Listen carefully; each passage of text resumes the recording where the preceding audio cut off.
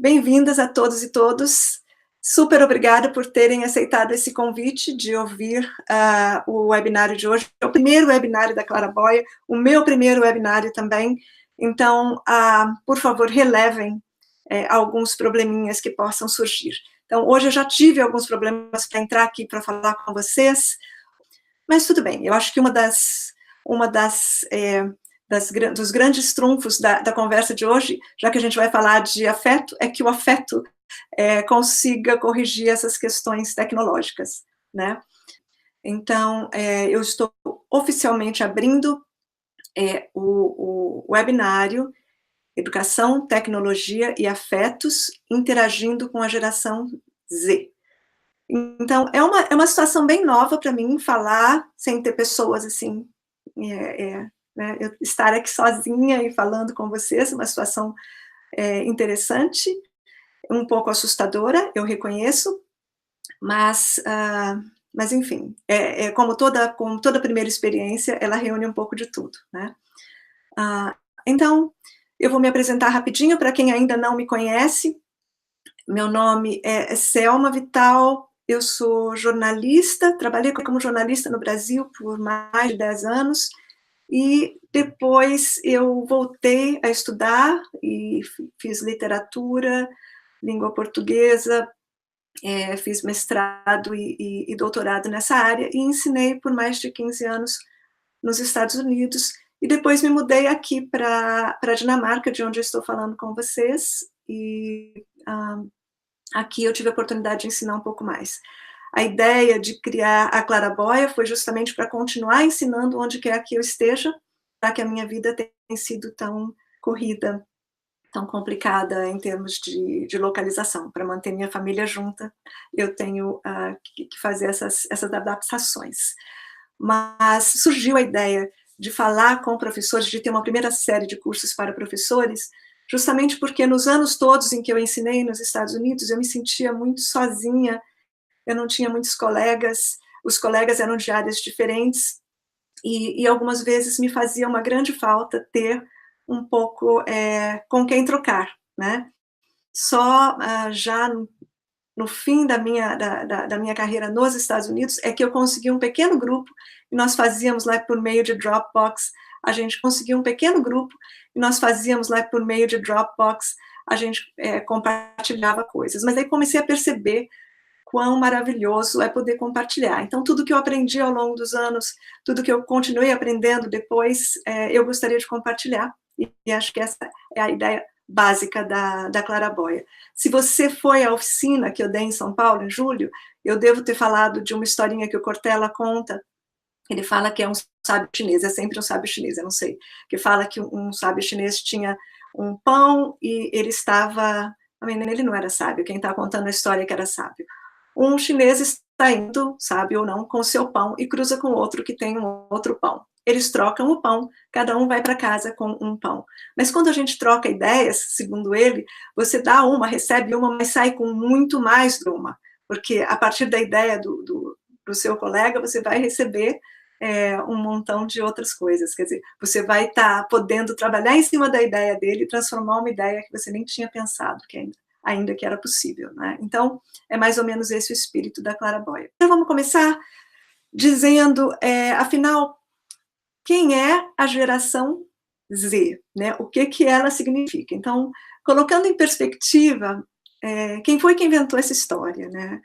E qual é a sua geração? Você sabe qual é a sua? Eu estou ali um pouco... É duro quando a gente começa a falar de geração, porque você acaba se revelando, falando o quanto você é velha ou o quanto você é jovem, né? Então, costuma-se designar a geração Z como aqueles que nasceram nesse milênio, né, de 2000 para cá, mas também incluindo os 5 últimos anos. Então, todo mundo que nasceu de 95 para cá é considerado geração Z. E antes disso? Antes disso são os millennials, também conhecidos como geração Y. Isso mesmo. Então, se você ouviu falar de geração Y, é a mesma que o millennial, tá bom? E a geração Y é aquela que ficou adulta nos anos 2000, então que normalmente nasceu nos anos 80, né? De 80 para cá. E por que ela é a Y? Ela é a Y porque ela vem depois da geração X. Então, a geração X são aqueles que nasceram depois do Baby Boom. Então, tudo começou com o Baby Boom, né? A geração Baby Boom é aquela do pós-guerra, depois da Segunda Guerra Mundial. Há uma grande variação, claro, porque você não pode dizer, nasceu esse ano. Eu e minha mãe, por exemplo, somos, teoricamente, da mesma geração, porque ela é muito jovem, né? Então, nós ficamos ali prensadas na mesma geração. E meu filho e eu, porque eu sou muito mais velha que eu, a gente pulou 2 gerações. Então, é uma loucura se você pensar nesses termos, né? Mas, enfim, a geração do Baby Boom, ela veio depois da Segunda Guerra Mundial. Então, normalmente, as pessoas nascidas em 46, de 46 até 64, são consideradas baby booms, embora dentro dessa grande panela haja aí 2 grupos, que eles chamam dos primeiros boomers, né, e a segunda metade, que já não seria tão ligada a alguns eventos pós-guerra, que já são pessoas que estão mais, que já estão numa outra realidade. Né? Os baby boomers foram muito importantes nos Estados Unidos porque houve um grande número de nascimentos, as pessoas começaram a ter mais fé na humanidade depois, com a vitória dos aliados na guerra, começaram a ficar mais animados e a produzir mais crianças, pelo jeito. Depois disso, os chamados pós-boomers, que são a geração X, então vem aí depois de 64 até o começo dos anos 80, são os filhos dos boomers, em geral, né? As pessoas que estão que já não têm mais aquela mentalidade. Então, o que marcou muito os boomers foi o evento da televisão. Então, são pessoas que já cresceram ou que já conheceram a televisão. Ou que a televisão chegou no momento em que eles estavam tendo mais consciência do mundo, né? Então, esse é um fator. Então, se a característica deles era a televisão, qual é a característica da geração Z? Então, primeiro, a gente tem que tentar lembrar, assim, quais são algumas características marcantes que fazem diferença com relação aos millennials, né? Se é que eu imagino que muitos de vocês sejam millennials. Eu anotei algumas coisas que são consideradas características, se você comparar com os millennials, características próprias da geração Z. Então, eles tendem a ser menos focados, né? Acho que não tem nenhuma grande surpresa nisso, porque, obviamente, porque estão ligados a tantos... a tecnologia influencia tanto a vida deles hoje, eles têm um attention span, como é que a gente fala isso? Um tempo de concentração, né, muito, muito menor. Então, isso até que não é uma grande novidade. Então, com relação a quem nasceu na geração anterior, eles têm menos foco. Eles são melhor multitaskers, eles têm uma habilidade maior para fazer tarefas múltiplas. Isso também é uma coisa que a gente pode até discutir, né? Porque até que ponto você ser uma pessoa multitarefa é necessariamente uma coisa boa, né? Eles são também, com relação aos seus colegas da geração anterior, eles são mais flexíveis com relação ao trabalho. Eu vou explicar um pouquinho isso. E eles têm maiores expectativas também, expectativas com relação à vida, com relação às pessoas e ao trabalho. Eles são mais empreendedores, são também mais individualistas e mais globalizados. Não sei se você concorda com isso, essas são generalizações, e como generalizações, elas sempre têm um grande risco de estarem erradas, né? Porque você pega uma coisa que, isso funciona, e daí você já abrange todo mundo, né? Então, o que acontece é que, se você pensar, essas crianças, elas já nasceram sem conhecer alguns dos processos que eu, por exemplo, e até gerações até que vieram depois de mim, chegaram a conhecer. Então, por exemplo, eu não gosto de falar no meu tempo, porque é uma coisa super de velha, né? Eu detesto admitir essas coisas, mas eu tenho de dizer que no meu tempo a gente É, fazia uma viagem, tirava fotografia e levava dias para revelar, né, aquela ansiedade, aquela espera, mas você acabava lidando razoavelmente bem com isso, porque você estava familiarizada com esse sentimento, né. Hoje, não, hoje você tira uma foto no seu celular, você não só pode ver a foto, como você pode transformá-la por meio de filtros, por meio de recursos dos mais, interessantes, alguns que a gente descobre todo dia. Outra coisa que acontece, isso não só isso eu estou falando com relação à fotografia, mas vamos pensar, por exemplo, no fenômeno do celular como deveria ser usado, né, para ligar para as pessoas. Então, se você pensar que anos atrás, sei lá, 20 anos atrás, talvez, eu vou chegar em casa mais tarde, porque eu estou com um problema no trânsito. O que que eu vou fazer? Eu vou sair do trânsito, parar num orelhão para ligar para alguém, a menos que eu seja muito rica e tenha um telefone no meu carro, ou tenha um Batmóvel, alguma coisa assim, não. Então a pessoa que está me esperando, ou ela vai ficar extremamente nervosa, ou ela vai pensar: deve ser o trânsito, que é uma coisa normal na cidade onde a pessoa mora e blá, blá, blá". Hã, com a história do celular, o que acontece? Você começa a criar uma situação de ansiedade, não é? Então, assim, às vezes eu nem me atraso, mas eu já mando um recadinho dizendo: "Pode ser que eu me atrase". Eu já criei, eu já plantei uma ansiedade ali, né. Então, o fato de ter acesso a essa informação, tanto para a pessoa que informa, né, como para a pessoa que está sendo informada, ela já mexe com a relatividade do tempo, né. Eu não estou querendo entrar em física quântica, que não é a minha área, mas pensem nisso, pensem como é que a gente foi criando uma ansiedade. Então, quando as pessoas falam da geração Z, é verdade, eles já nasceram com isso, mas nós fizemos uma transição, então a gente pode ter perspectiva, né. Então, pensem como isso, essa coisa do menos focado, como a coisa do qual é a outra aqui que eu achei interessante, também de multitarefas, né. Isso tudo, essas habilidades foram afetadas por essa questão, de transformação tecnológica, claro. Então, claro que a tecnologia afeta não só o fato de eu estar aqui em Aarhus, Dinamarca. Vocês sabiam que Aarhus, Dinamarca existe? Então, eu estou aqui falando com vocês não sei onde, não sei onde estão vocês. Eu sei que a Sandra está em Vitória, Espírito Santo, deve ter gente em São Paulo, não sei se Leila está aí da Alemanha, eu espero que as pessoas estejam, mas, enfim, pensa que coisa maravilhosa, né, essa história da tecnologia e como ela afeta, a minha vida, a sua vida, né.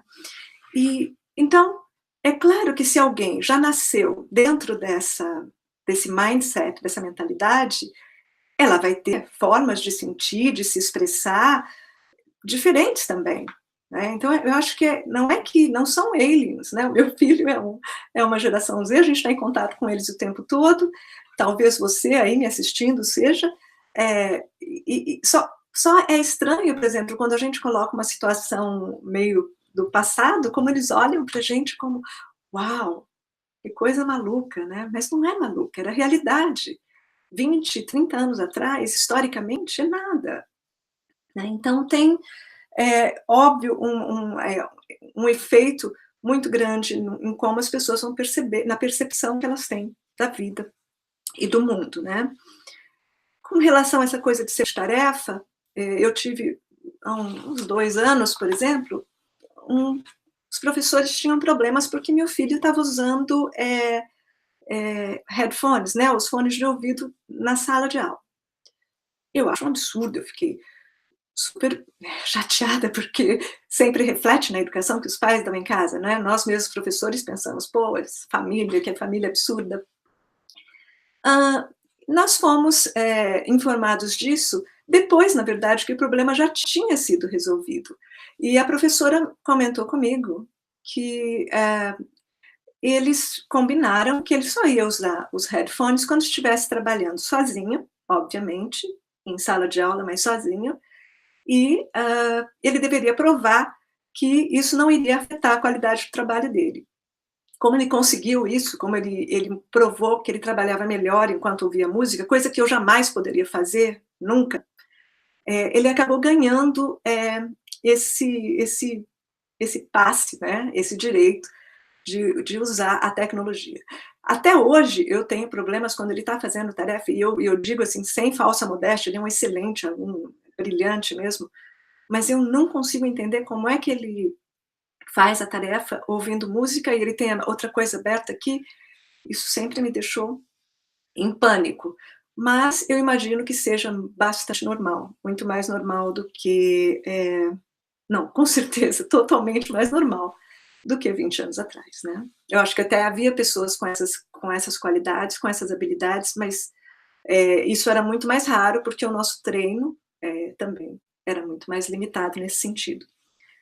Com relação ao trabalho, né, por que que, eles são mais flexíveis? A gente sabe hoje que como o mercado de trabalho mudou, essas já não existe mais aquela ideia, e até os millennials, eu acho que a transição se deu ali.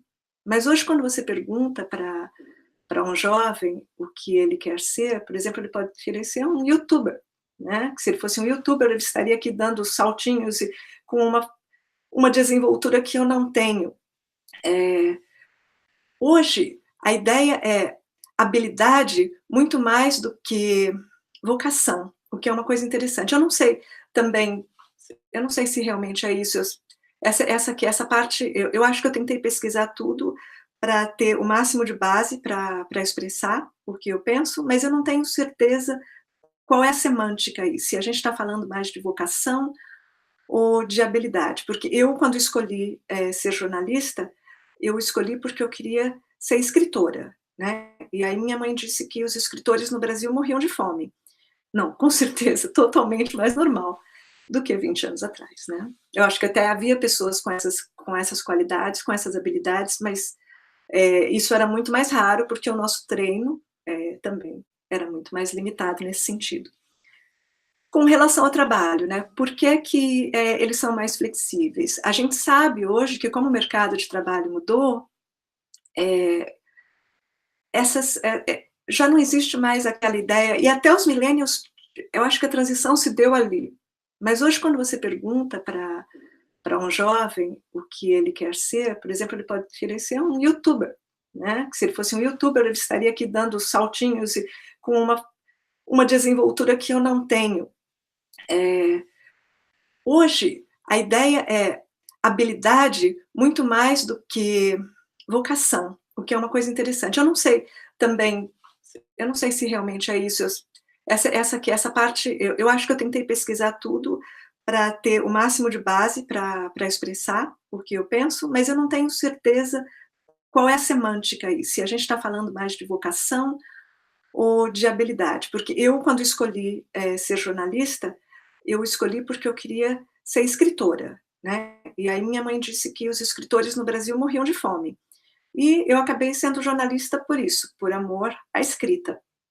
E hoje você pode escrever e fazer blog, você pode escrever, e produzir conteúdo para cursos, você pode fazer tanta coisa com uma única habilidade, né, que é uma habilidade que é multifacetada. Então eu acho que esse aspecto é que é super importante da gente entender que, os talentos dessa geração, eles têm uma dinâmica muito diferente do que foi a minha, e talvez do que tenha sido a sua.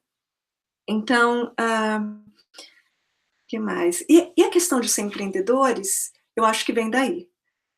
Você pode dizer assim: "Olha, mas eu sempre fui empreendedora", claro, só que ser empreendedora, no meu tempo, dava muito mais trabalho, porque eu não podia criar um blog sem ter dinheiro, eu não podia criar um blog, porque não existia isso, né. Então, uma coisa, por exemplo, é você, como eu fazia lá no meu tempo de ensino médio, né, de ensino médio, eu fazia um jornalzinho de mimeógrafo, aquele que cheirava álcool, isso é velho, né, isso é super velho. E eu entregava para os meus colegas na escola, ia lá, entregava de mão em mão, fazia um bando, assim, de coisas. Tem um ar empreendedor nisso? Sim, mas Hoje você pode fazer tudo isso com um profissionalismo que legitima o que você está fazendo, né? Então, você pode criar um podcast, você pode... Então, todas essas habilidades, não é que as pessoas não tinham essa gana, não tinham a motivação vem da tecnologia, né? Então, não é que...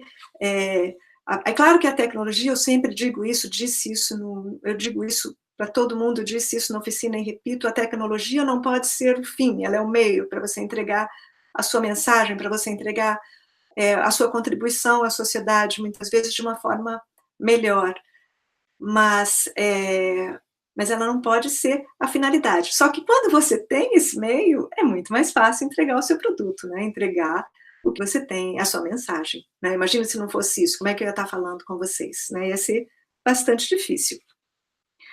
Agora, tudo isso também os torna, e daí vem o outro aspecto que eu falei para vocês, mais individualistas, porque se eu estou aqui com o meu celular falando com sei lá quantos amigos ao mesmo tempo, eu posso estar falando com eles, mas eu estou sozinha aqui no meu mundo, né?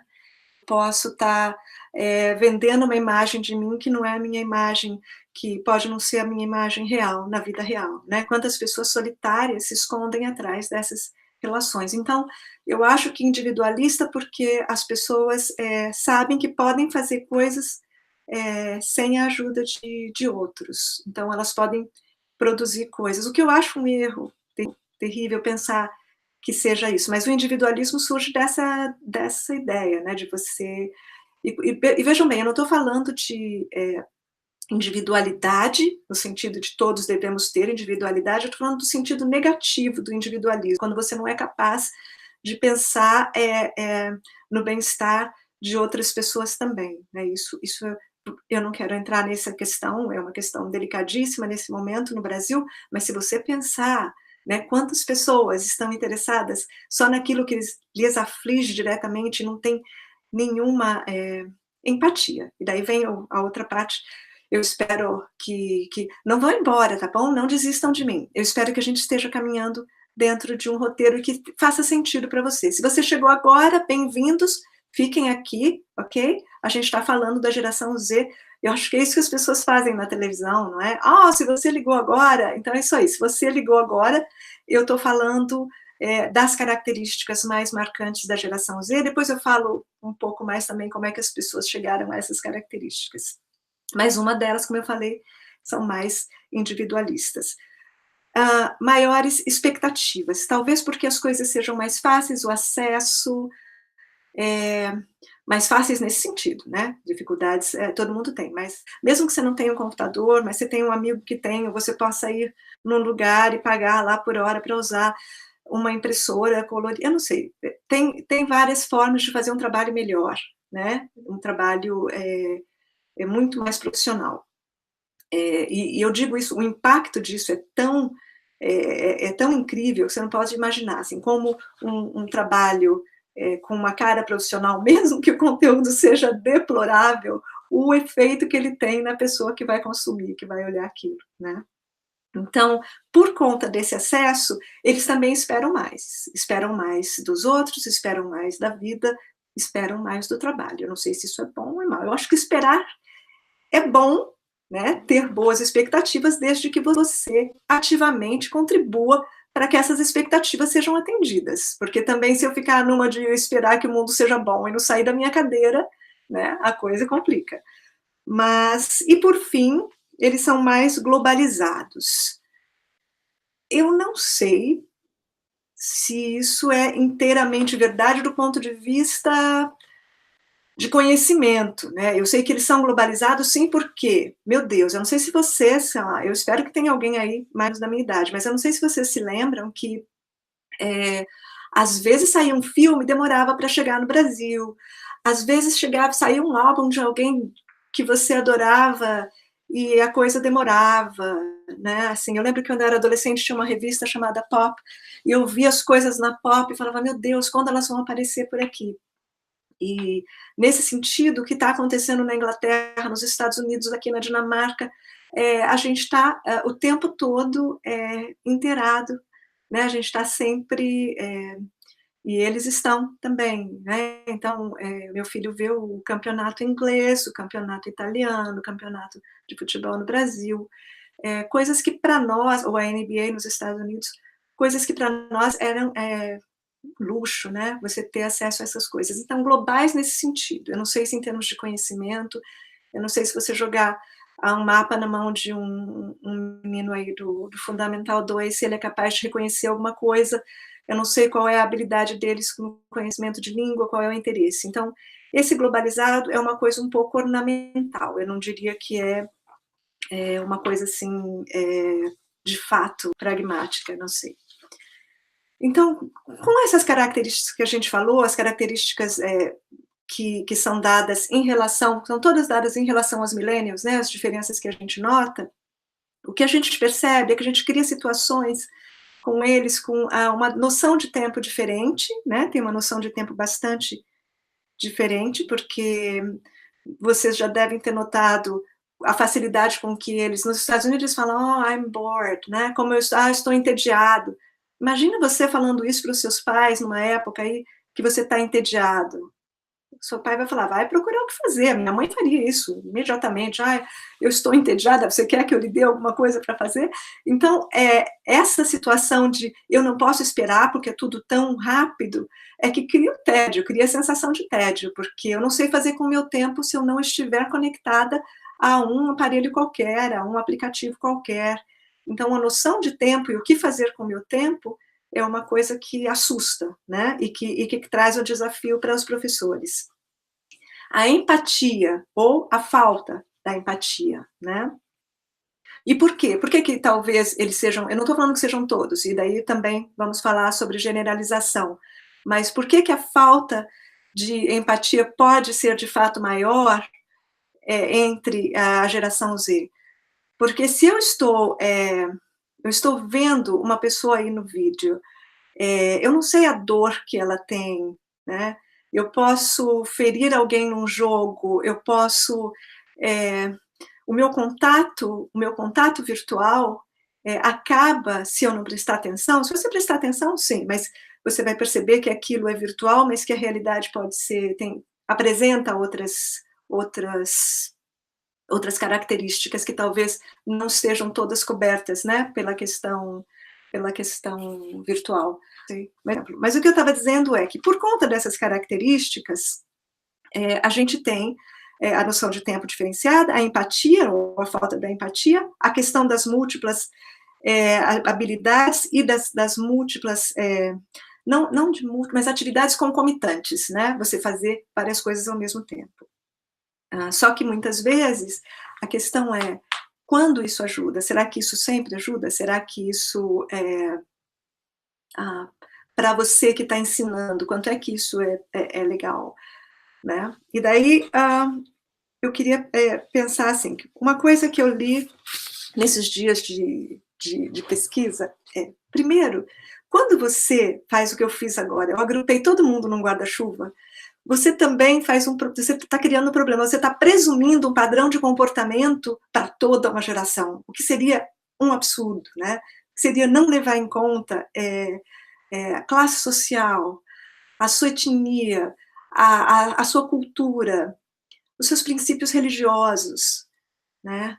Então, essa geração Z, hoje, e daí que entra a questão da globalização, hoje eles são muito mais parecidos. Um menino de Nova York é parecido com um menino aqui perto em Copenhagen, é um menino parecido com um menino de São Paulo, talvez, em vários aspectos. Mas, dentro da sua própria categoria, sei lá, um menino de 15 anos, um menino de 16 anos, ou uma menina de 17, 18 anos, ela pode ter várias coisas em comum com elas, ouvirem a mesma música, mas ela tem situações na casa dela, situações domésticas, situações culturais, ela tem um registro de vocabulário, né, gente? Eu sou de São Paulo. Quantas vezes eu já ouvi as pessoas me dizendo, mas você não fala como alguém de São Paulo. Ou outras, as pessoas de São Paulo falam... Então, às vezes a gente ouve coisas tão díspares, não é? Porque eu sou de São Paulo, eu tenho uma determinada geração aí, mas isso não me coloca exatamente dentro de um clubinho, porque eu tive experiências, primeiro, fora do Brasil muito tempo. Segundo, ensinando português por muitos anos, que tinha que falar com estrangeiros assim, de uma forma clara, mas... E as influências dentro da minha casa, os bairros onde eu morei, as pessoas com quem eu convivo, né? Então, da mesma forma que eu não quero que generalizem o meu sotaque ou de onde eu venho, é muito perigoso a gente generalizar essa geração. Então, você pode estar pensando, mas caramba, então, para que você está aqui falando dessa geração se não é para generalizar? Não, eu acho que a gente tem que tirar proveito do que pode ser utilizado, entendeu? Então, uma coisa que é legal a gente lembrar que não fomos nós, não foram os educadores que criaram essas categorias.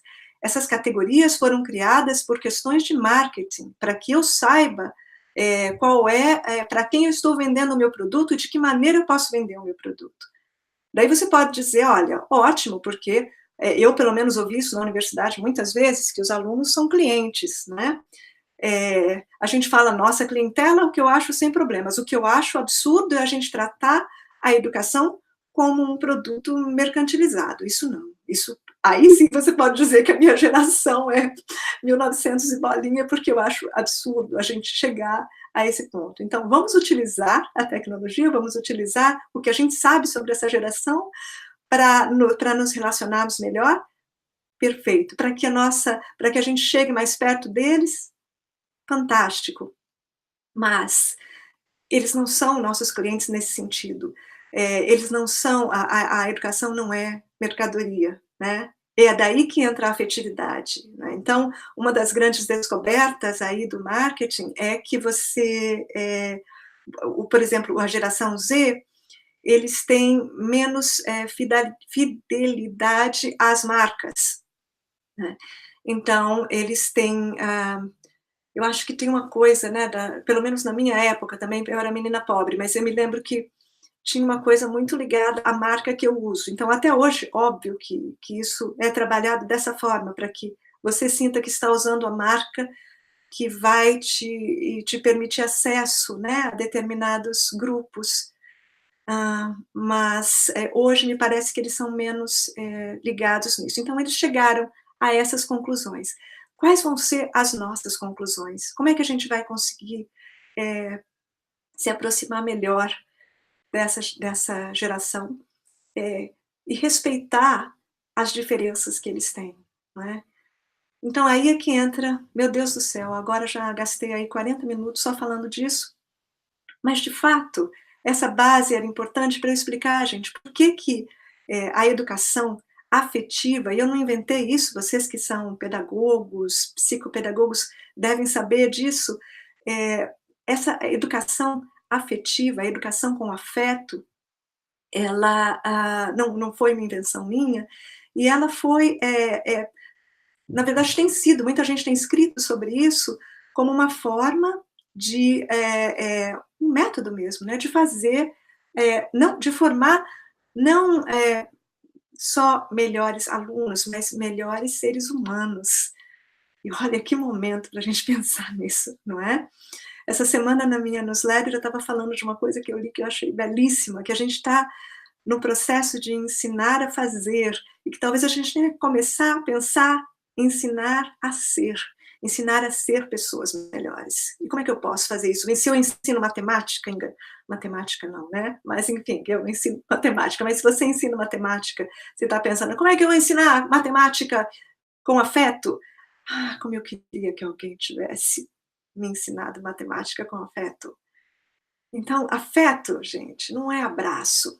É também, que abraço é bom pra caramba, né? Mas você não vai abraçar todos os seus alunos. Meu Deus, isso nos Estados Unidos eles vão te denunciar no primeiro dia, falar que você está tendo avanços sexuais aí sobre os seus pobres alunos. Não, de jeito nenhum. Mas eu me sinto muito, muito privilegiada porque tive alunos com os quais foi possível trabalhar esse afeto. Mas afeto está nas pequenas coisas. Afeto está em você considerar esse aluno dessa geração millennial, da geração X, que é a da Leila, da geração... Qual que é a geração da Sandra? Sandra também é X? Ou millennial? Não me lembro. Então, mas qualquer pessoa de qualquer geração gosta de ser tratada como indivíduo. Você pode dizer, pô, mas na minha escola, com uma classe de, sei lá, 40 alunos, pois é, eu li um texto maravilhoso. Depois, para quem tiver interesse, quer dizer, eu vou mandar para todo mundo que se registrou para esse webinário, e para todo mundo que assina a newsletter, eu vou mandar a todos vocês os slides dessa conversa. E se alguém entrou por aqui e sem ter feito inscrição, daí é só deixar nos comentários do YouTube que eu mando para você também. Mas, enfim, voltando, e agora que eu me perdi um pouquinho,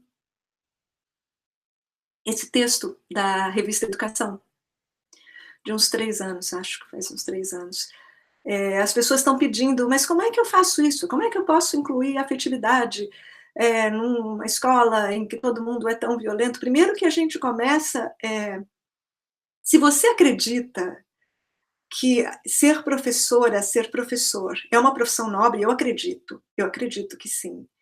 Então você acredita também que a sua obrigação não é só com a sua disciplina, mas é com o lado humano de ensinar, não é? Eu li isso, acho que foi nessa matéria, que alguém fala, é como um médico, né? Oh, médicos, eu tenho vários problemas com médicos, mas pensem num médico que é excelente, foi um excelente aluno, fez uma excelente residência, meu Deus, dá palestras no mundo inteiro, e daí quando ele está com você no consultório, ele te trata como lixo, sem respeito, ele não te vê como uma pessoa, ele olha como se o olhar dele te transpassasse, né? Então, imagine um professor que sabe muito da sua disciplina, mas que é incapaz de ver o seu aluno como ser humano, né? Que bem esse professor está fazendo?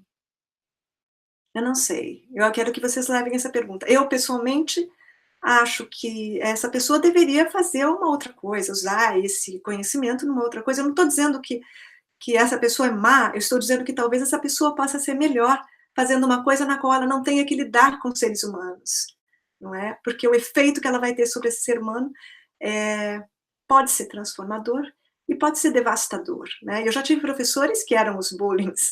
Então, quando as pessoas falam de alunos, tem professor bullying, né?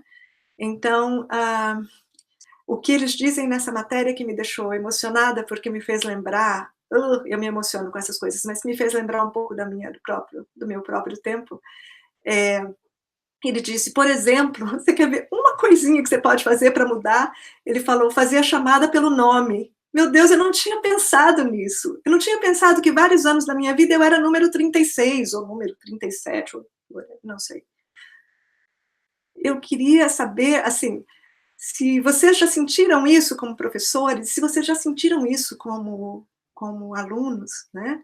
O grande problema, eu acho, para a gente trabalhar o afeto na educação, mas em qualquer área de conhecimento, quando a gente estava falando da empatia, do jovenzinho que não sabe que aquele personagem que está sofrendo, ele é só um personagem, mas que há pessoas que sofrem de verdade. Quando eu estava falando disso e a gente tenta se distanciar, quantas vezes nós que somos sei lá que geração, mas que somos sempre a geração que sabe de tudo, como é que a gente também vai perdendo a nossa empatia, né, com relação ao aluno, por exemplo?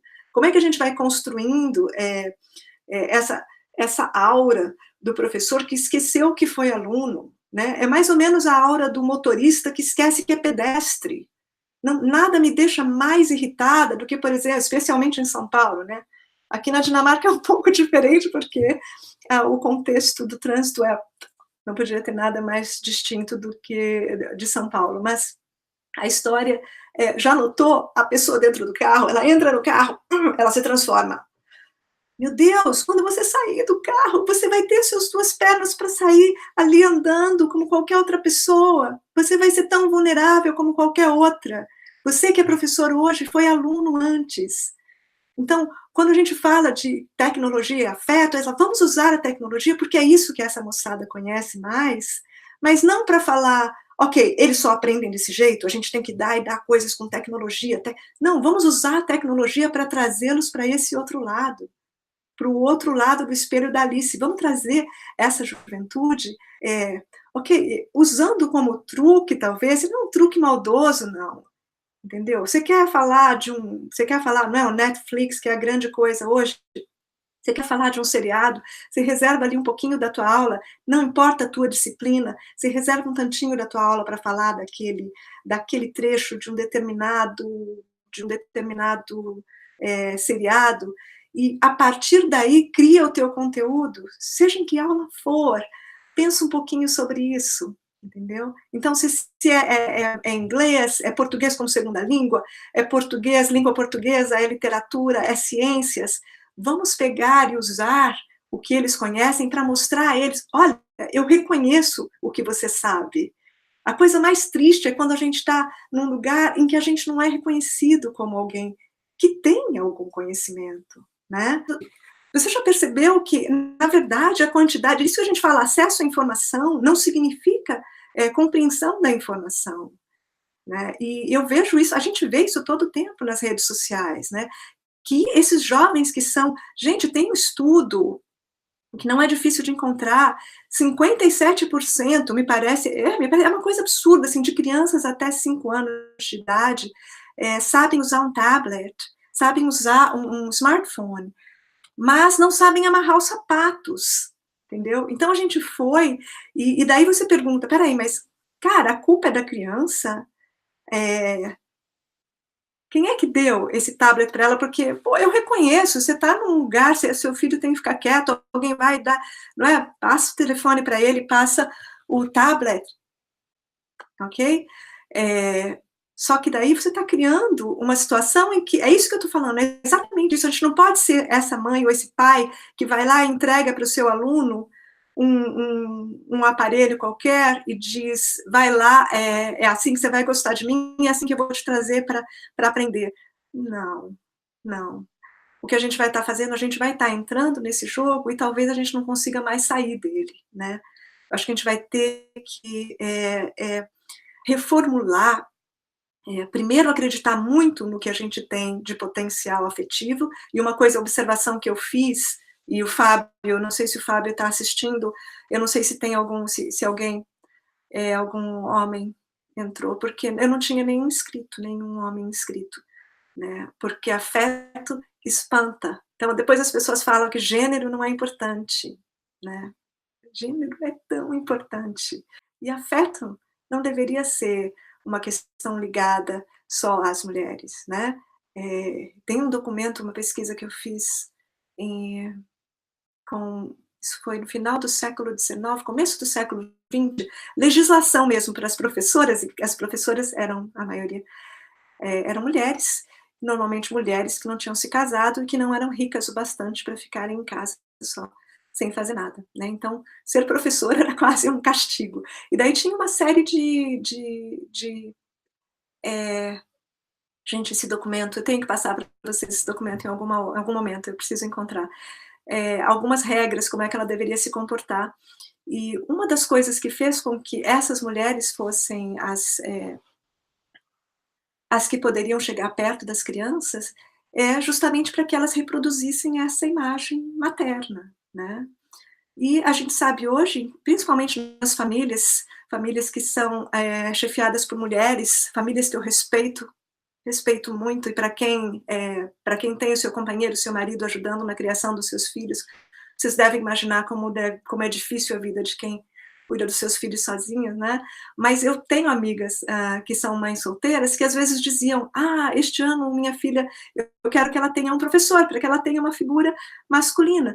Mas essa figura masculina não tem de ser a figura masculina do carrancudo, do mal, de alguém que não tem approach, né, que você não pode se aproximar. Então, afeto, que maravilha que as mulheres estejam interessadas, mas afeto é uma coisa que todos nós somos capazes de, se não expressar, pelo menos refletir sobre ele e descobrir, né? Então, o que eu queria dizer, ainda tem 6 minutinhos, né? Que este é o meu primeiro webinário, é uma situação muito estranha estar falando sem estar vendo, eu não sei o que eu fiz de errado, mas eu não posso ver nada aqui do que vocês colocaram.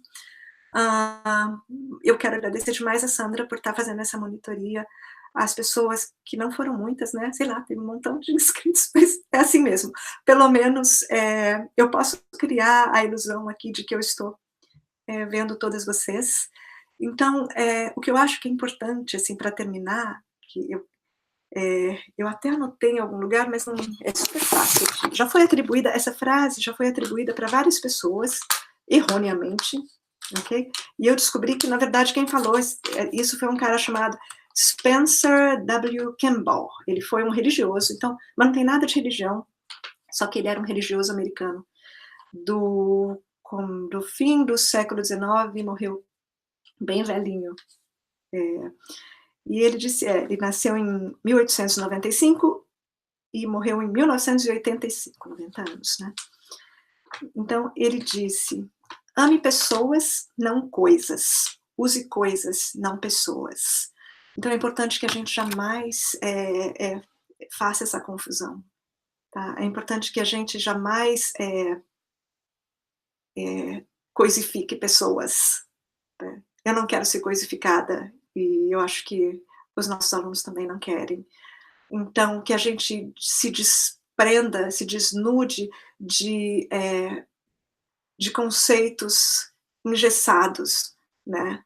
Que aquela menina que está lá no fundão e que tem uma atitude, a gente já sabe que ela pode ser ou pode não ser uma pessoa difícil. Às vezes ela pode ser uma pessoa que vai abrir o caminho para você, né? Para você com os outros colegas.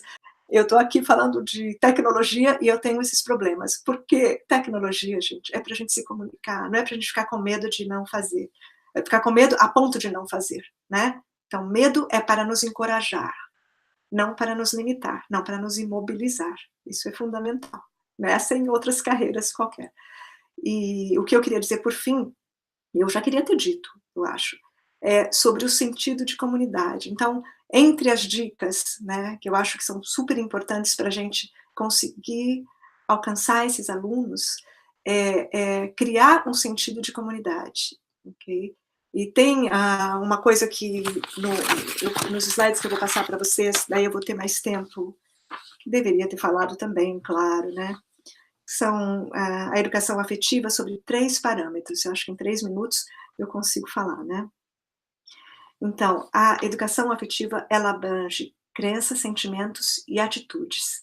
Ela acredita que a educação pessoal e social devem estar mano a mano com a educação acadêmica, ok? Então, para que um aluno tenha bom desempenho, ele tem que ter tudo isso.